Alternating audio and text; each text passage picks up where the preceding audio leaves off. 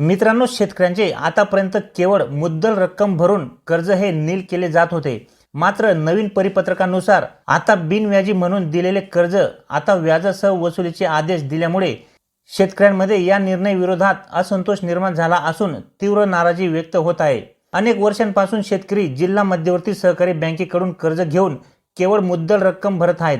ही व्याजाची रक्कम शासनाकडून बँकेला प्राप्त होत होती. आता मात्र नवीन निर्णयामुळे 3 लाखांपर्यंतचे अल्पमुदतीचे पीक कर्ज नियमित परतफेड करणाऱ्या शेतकऱ्यांना 0% व्याज दराने कर्ज पुरवठा करण्याच्या सूचना बँकेला प्राप्त झाल्या असून सदर व्याज शेतकऱ्यांना कर्ज रकमेच्या व्याजासहित नियमितपणे भरणा केल्यानंतर व्याजाची रक्कम डीबीटीद्वारे शेतकऱ्यांच्या बँक खात्यात जमा होणार आहे. म्हणजेच घेतलेल्या कर्जाची परतफेड शेतकऱ्यांनी व्याजासह केल्यानंतर व्याजाची रक्कम ही डीबीटीद्वारे शेतकऱ्यांच्या बँक खात्यात नंतर जमा होणार आहे. मित्रांनो, 3 लाखांपर्यंत 6% दराने शेतकऱ्यांना व्याज भरावे लागणार असून 3 लाखांच्या वर असणाऱ्या कर्जाला 10% दराने व्याज आकारणी करण्यात येणार आहे.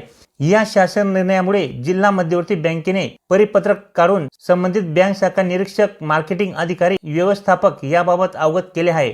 यामुळे शेतकरी वर्गात असंतोष असून तीव्र भावना व्यक्त होत आहेत. लोकप्रतिनिधी पुढाकार घेऊन शासन दरबारी पाठपुरावा करून सदर निर्णय मागे घेण्यास शासन भाग पाडावे अशी मागणी शेतकरी वर्गातून केली जात आहे. मित्रांनो, अगोदरच राज्यातील जिल्ह्यांमध्ये दुष्काळ जाहीर केला आहे. अनेकांना अजून दुष्काळी मदत मिळाली नाही. पीक विमा मंजुरीची रक्कम सुद्धा मिळालेली नाही.